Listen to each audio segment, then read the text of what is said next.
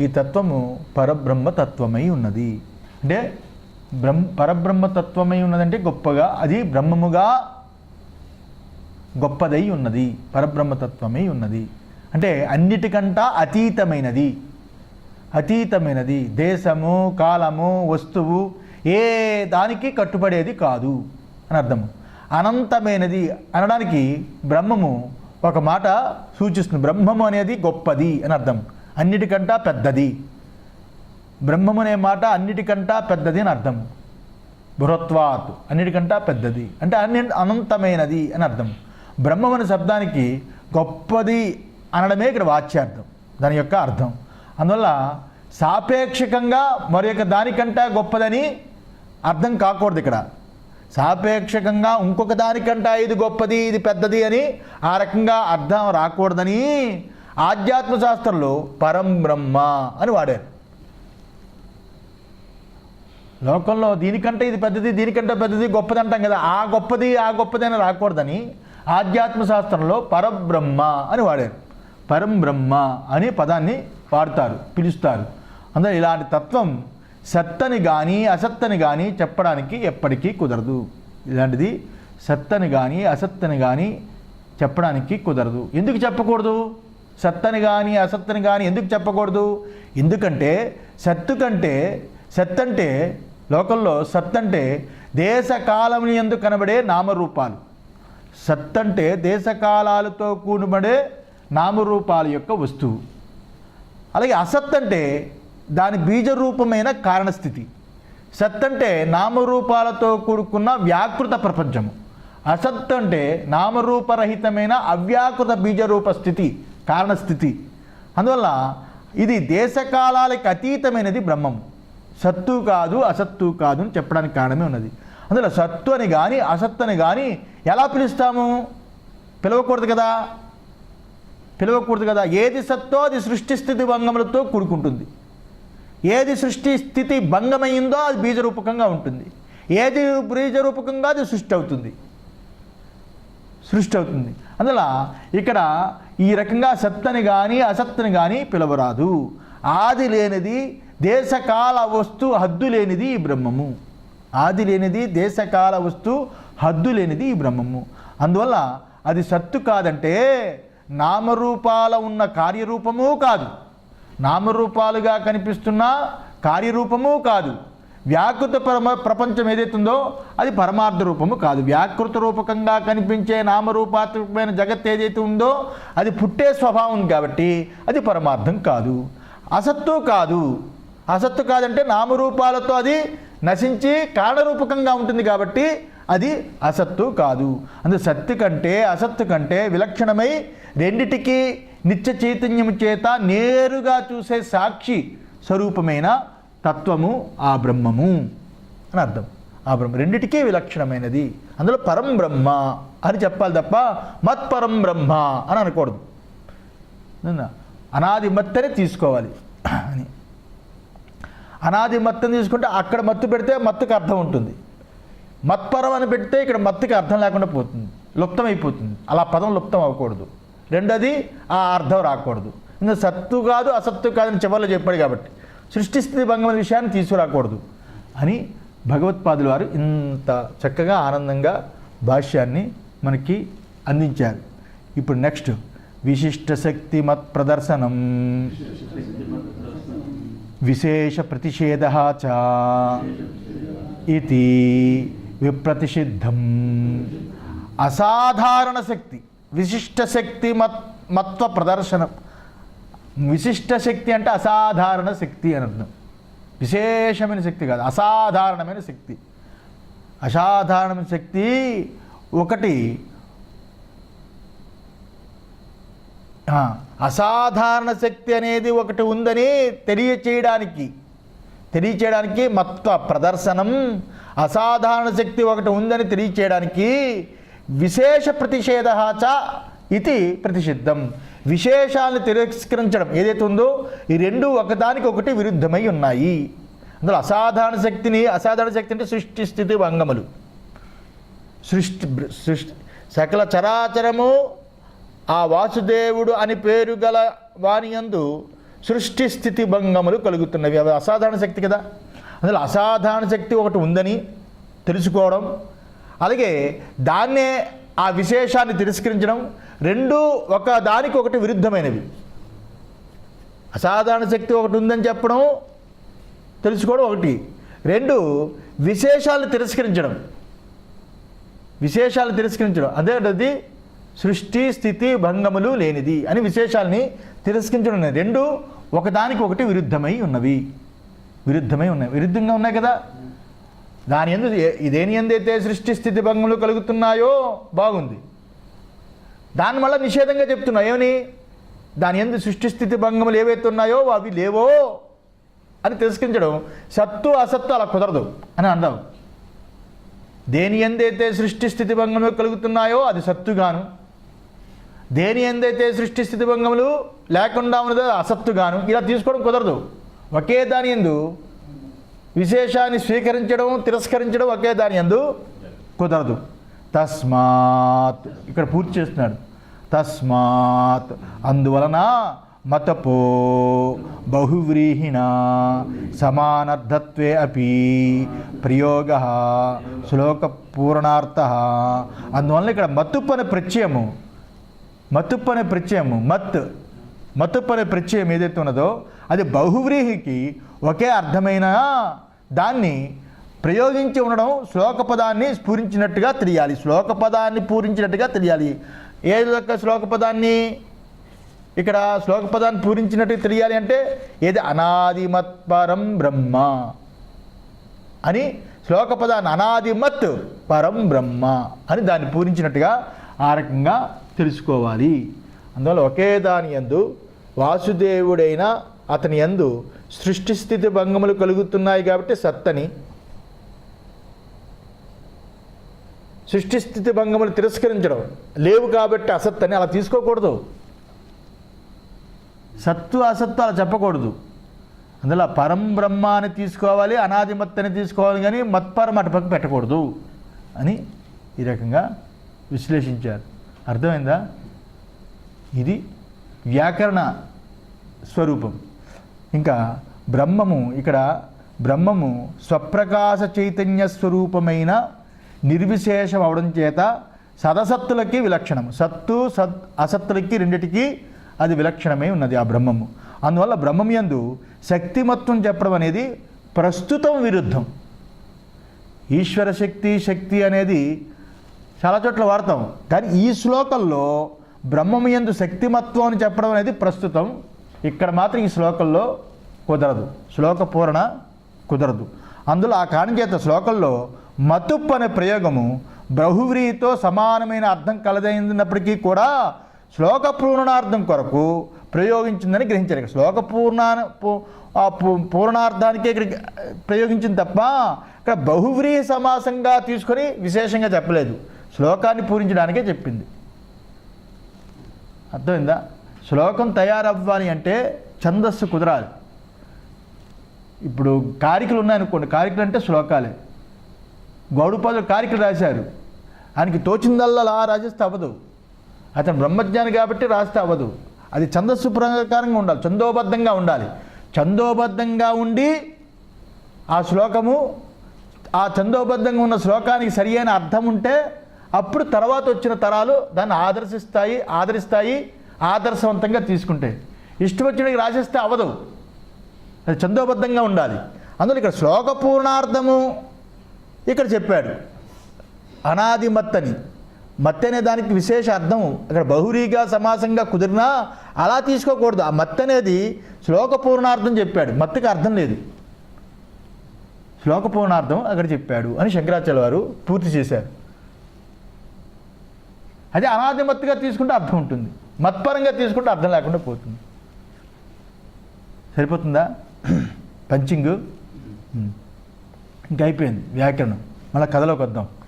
అమృతత్వ ఫలం జ్ఞేయం మయా ఉచ్యతే ఇది ప్రరోచనేన అభిముఖీకృత్య ఆహా నా సత్ తజ్ఞేయముచ్యతే ఇతి నా అపి అసత్ తద్ ఉచ్యతే అమృతత్వఫలం జ్ఞేయం మయా ఉచ్యతే ఇది ప్రరోచనేన అభిముఖీకృత్య ఆహా. అమృతత్వ ఫలము ఈ రకంగా అమృతత్వ ఫలం గల జ్ఞేయం ఏదైతే ఉన్నదో తెలుసుకోవలసినది, అమృతత్వ ఫలాన్ని ఇచ్చే ఏ జ్ఞేయమైతే ఉన్నదో ఆ జ్ఞేయము మయా నా చేత ఉచ్యతే చెప్పబడుతున్నది. ఏ అర్జున, అమృతత్వం అనే ఫలం ఏదైతే ఉన్నదో ఆ ఫలం అనే జ్ఞేయము ఏదైతే ఉన్నదో దాన్ని తెలుసుకుంటే అర్జున అమృతత్వ ఫలం వస్తుంది. అలాంటి అమృతత్వ ఫలాన్ని కలిగించే జ్ఞేయం ఏదైతే ఉన్నదో అది నా చేత చెప్పబడుతున్నది. ఇది ఈ రకంగా ప్రరోచనేన అభిముఖీకృత్య ఆహా. ఆ భగవంతుడు శ్రీకృష్ణ భగవానుడు ఇలా ఎందుకు చెప్తున్నాడు? అర్జునుడికి రుచి పుట్టించడానికి. అబ్బా ఏం చెప్తున్నాడు? అమృతత్వ ఫలం వస్తుందిట, ఈ దిక్కుమాలిన ఈ క్షేత్రంలో నేను చచ్చే బదులు, వీళ్ళందరూ చావులు చూసే బదులు, ఈ చావు రేవులతో కూడుకునే శరీరాన్ని పొందే బదులు ఆ అమృతత్వాన్ని పొందుతాను. అలాంటి అమృతత్వం ఏమిటి? ఆహా ఏమి చెప్పని ఆయనకి రుచి కలిగించడానికి, ఆ శ్రీకృష్ణుడి యొక్క చెప్పిన దాని యందు ఆయన శ్రీకృష్ణుడు చెప్పిన దాని వైపు తిప్పుకోవడానికి భగవంతుడు చెబుతున్నాడు. ఆహా చెబుతున్నాడు ఏమని? నా సత్ తత్ జ్ఞేయం ఉచ్యతే ఇది నాపి అసత్ తదు ఉచ్యతే అని చెప్పాడు. నా సత్తన్నాసుదుచ్యతే అని చెప్పాడు కదా. నా సత్ తద్ జ్ఞేయం ఉచ్యతే ఇది. ఆ జ్ఞేయము సత్తు కాదయ్యా అర్జున, అసత్తు కాదు అని చెప్పాడు. అర్జున అది నా సత్ తత్ జ్ఞేయం, ఆ జ్ఞేయము సత్తు కాదు అని చెప్పాడు. నా ఆపి అసత్తు తదు ఉచ్యతే, అలాగే నా అసత్తు అనుకున్నావు, అసత్తు కూడా కాదు అని చెప్పాడు. ఆ జ్ఞేయం ఇది. అందువల్ల ఇక్కడ కార్యమని చెప్పకూడదు. నేను ముందు చెప్పాను కదా, కారణమని చెప్పకూడదు. అసత్ అనే కారణబీజము కాదు, సత్ అనే వ్యాకృతమైన జాగ్రత్త ప్రపంచము కాదు, సత్తు కాదు, అలాగని కారణమైన బీజము కాదు, సత్తు కాదు, అసత్తు కాదు. ఇందువల్ల దేశకాదాలతో తోచే నామరూపాదులు ఏవైతున్నాయో ఆ వస్తువు సత్ అంటాం. అసత్ అంటే దానికి బీజరూపమైన కారణస్థితి, ఈ రెండూ కానిది ఆ బ్రహ్మము. ఆ రెండూ కానిది ఆ బ్రహ్మము. అంతే కదా. మాండుక్యం కూడా చెప్పాడు, ఏదైతే బీజము తమోగ్రస్తమైన బీజము, ఏ జ్ఞానైతే వివేకము ఆత్మసత్యానుబోధ చేత వివేకం చేత ఎవడైతే తమోగ్రస్తమైన బీజాన్ని తొలగించుకుంటాడో, సుషుప్తిలో తొలగించుకుంటాడో అలాంటి వాడు బీజం తొలగినవాడు. బీజరూపమైన అవిద్య అనే అగ్రహణాన్ని, బీజరూపమే అది వ్యాకృతమే అన్యతాగ్రహంగా మారే జాగ్రత్త స్వప్నాల్ని రెండిటికీ వేరుగా ఉండి బ్రహ్మజ్ఞాని బ్రహ్మమైపోతాడు. బ్రహ్మ విదాప్నోతి పరం, బ్రహ్మమును తెలుసుకున్నవాడు ఆ పరాన్నే పొందుతాడు. ఇదే అర్థం. బీజము అనే అసత్తు కాదు, వ్యాకృతమైన సత్ అనే ప్రపంచము కాదు ఏ అర్జున అని చెప్తున్నాడు. ఆ బ్రహ్మ రెండిటికీ విలక్షణమైనది. ఇప్పుడు మనవాడు వస్తున్నాడు, పూర్వపక్షి. నను మహత పరికరబంధేన కంఠరవేణ ఉద్గృష్య జ్ఞేయం ప్రవక్ష్యామి ఇది అననురూపం ఉక్తం నా సత్ తద్ నా అసత్ ఉచ్యతే ఇది. ఏమిటయ్యా ఇది? ఇంతనే ఈ శ్లోకానికి అర్థం. ఏదో 5 శ్లోకాలు చెప్పి దాన్ని మా అందరి చేత తపస్సులు చేయించి ఈ శ్లోకం రాబోయే 12వ శ్లోకం ఉంది, రాబోయే 12వ శ్లోకం ఉంది, దాని గురించి మీరు ఈ సాధనలు చేయండి అని అమానిత్వం, అదంబిత్వం, అహంస, క్షాంతిరార్జవం అని మొదలుపెట్టి అధ్యాత్మజ్ఞాన నిత్యత్వం, తత్వజ్ఞానార్థ దర్శనం అని ఇంత 5 శ్లోకాలు మాకు చెప్పి మా అందరి చేత సాధనాలు చేయించి నువ్వు చెప్పింది ఇదే ఆ విషయం, ఇంతనే ఈ శ్లోకానికి అర్థం అని పూర్వపక్షి అడుగుతున్నాడు. ఏమంటే నన్ను పోయి మహతా పరికరబంధేన, పరికర బంధేన, పరికరం అంటే బంధేన, నడుం బిగించి అని. నువ్వు చాలా పెద్దగా నడుం బిగించి కంఠరవేణ ఉద్గృష్య, నువ్వు కంఠరవేణ ఉద్గృష్య ఏమని జ్ఞేయం ప్రవక్ష్యామి, నువ్వు బాగా పెద్దగా నడుం బిగించి జ్ఞేయాన్ని చెప్పేదను, జ్ఞేయం ప్రవక్ష్యామి, నేను జ్ఞేయాన్ని చెబుతాను అని గట్టిగా ఊత కోసి అరిచి అని. కంఠరవేణ గట్టిగా, ఏంటో అంత గట్టిగా కోత కోసి వెళ్తే అరిచా అంటారు కదా, గట్టిగా జ్ఞేయం ప్రవక్ష్యామి అని అంత గట్టిగా ఊత కూసి గట్టిగా అరిచి చాటి చెప్పి జ్ఞేయం చెప్తానని ప్రవక్ష్యామి.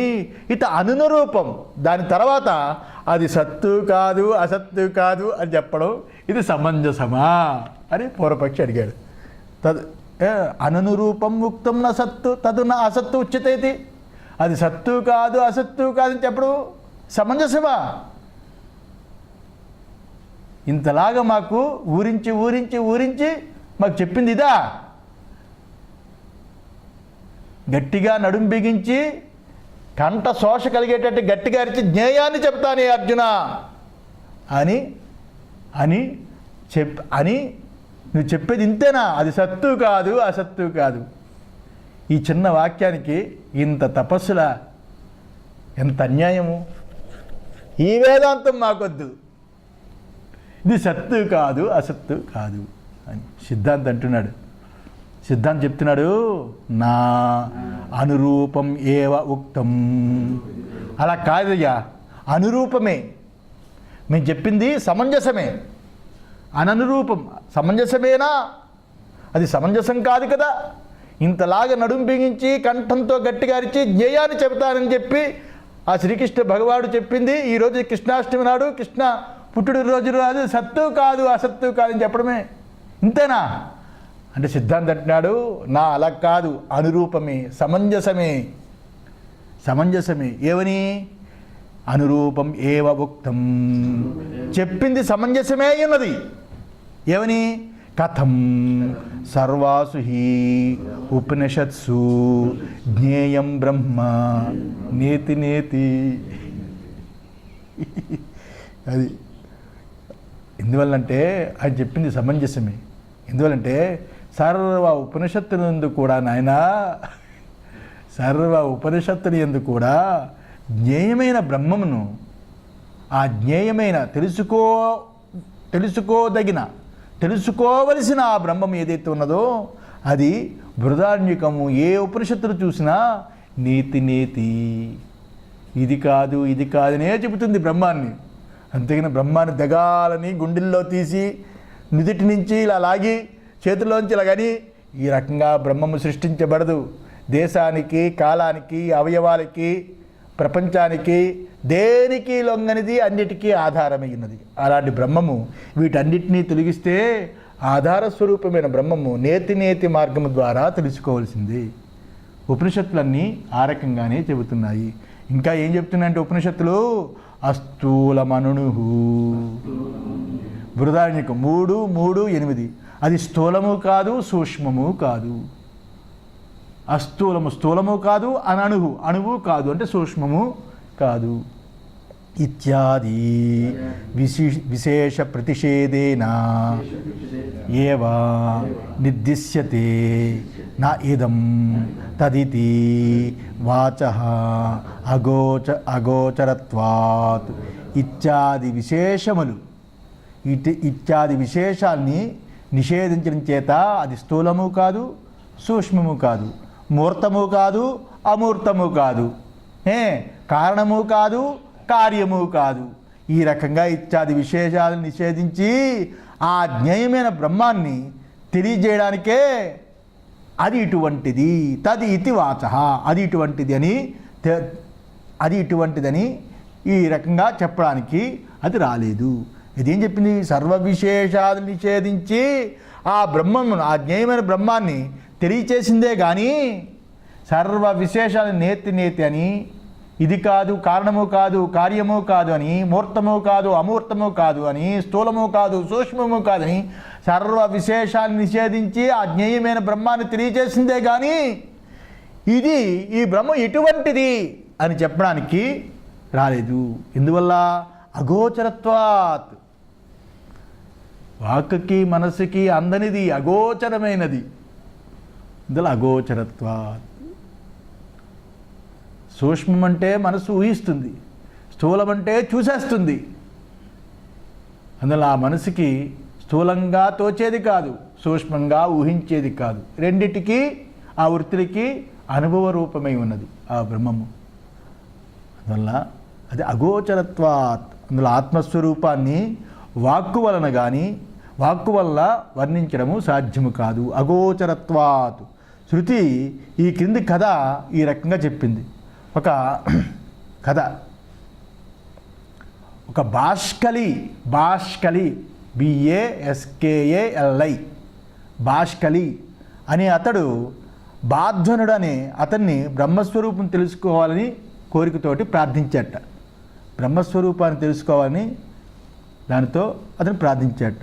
కానీ అతడేమీ మాట్లాడలేదు. అప్పుడు బ్రహ్మస్వరూపాన్ని తెలుసుకోవాలి, నాకు బ్రహ్మజ్ఞానం చెప్పండి, బ్రహ్మస్వరూపాన్ని తెలుసుకోవాలని కోరిక ఉంది అని ప్రార్థించాడు. ఆ ప్రార్థిస్తే ఆ గురువు ఎవడైతే ఉన్నాడో ఆ బాధ్వనుడు అనే అతడు ఏమీ మాట్లాడకుండా ఊరికినే సమాధానం చెప్పకుండా ఊరికినే ఉన్నట్ట, ఏ సమాధానం చెప్పలేదట. అప్పుడు ఊరికినే ఉన్న బాధ్యుణ్ణి ఆ భాష్కులేమో దయించి నాకు తెలపండి, నాకు ఎలాగైనా చెప్పండి, ఆ బ్రహ్మ విద్య తెలుసుకోవాలంది, ఆ బ్రహ్మజ్ఞానం ఎలాగైనా బోధించండి అని 3 సార్లు అడిగేట. 3 సార్లు అడిగేట. అప్పుడు బాధ్యుడు దానికి చెప్తూనే ఉన్నాను, నేను నువ్వు ఇన్నిసార్లు అడుగుతున్నావు, నువ్వు మొదటిసారి అడిగావు కదా, అడుగుతున్నప్పుడే నేను చెప్తూనే ఉన్నాను ఆ బ్రహ్మజ్ఞానం గురించి. అయితే మీరు మాత్రం దాన్ని తెలుసుకోలేకపోతున్నారు, దాన్ని గుర్తించలేకపోతున్నారు, నేను చెప్తూనే ఉన్నాను అని అన్నట్ట. అంటే ఎందుకంటే ఈ ఆత్మస్వరూపము ఉపశాంతమై ఉన్నది, ప్రపంచోపశమం. ప్రపంచమే ఆత్మయందు ఉపశమమై ఉంటుంది, అది మంగళమై ఉంటుంది. ప్రపంచము అమంగళకరమైనది కాబట్టి ఉపశాంతమై ఉంటుంది. ప్రపంచమే ఉపశాంతమైనప్పుడు ప్రపంచంలో పుట్టిన వాక్కు,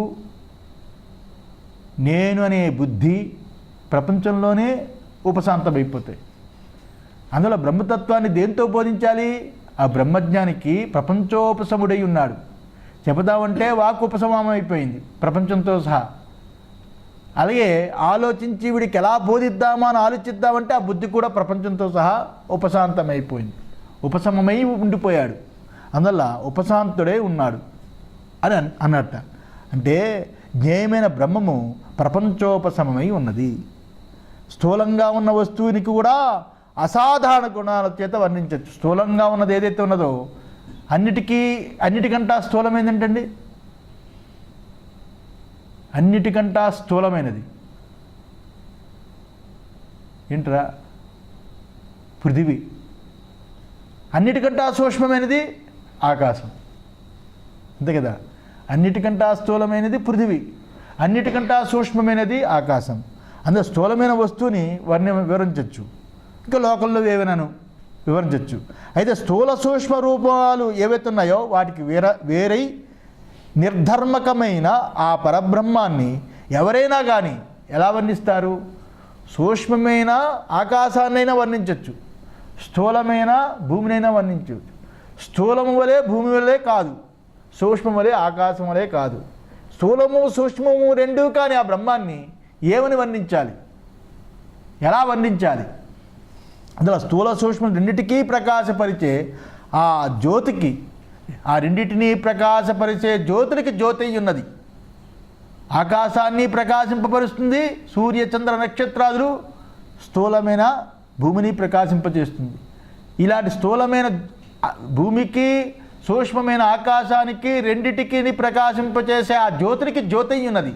జ్యోతినాం తజ్జ్యోతి. జ్యోతికి ఆ బ్రహ్మము జ్యోతి వెలుగై ఉన్నది, ఎరుకై ఉన్నది, తెలివై ఉన్నది, ప్రకాశమై ఉన్నది.